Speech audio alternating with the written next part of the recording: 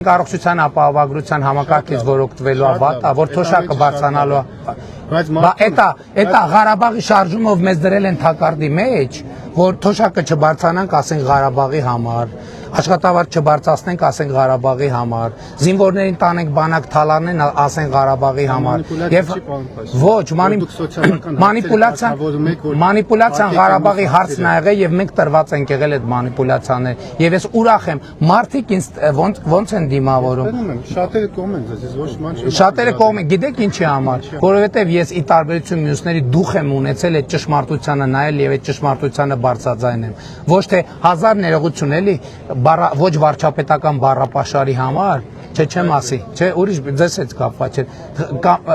ոչ թե չքմեղացել եմ, այո, գիտեք ես ինչի եմ ասել Արցախ Հայաստան եւ վերջ, ցավալ ինչի, բա որովհետեւ եթե Արցախը Հայաստան եւ վերջ չէր, այդ շարժումը ինչի համար էր եւ ինչի մասին էր, այդտեղում ապրող ժողովրդի այդ լսի դու Ղարաբաղում քանի անգամ եք եղել,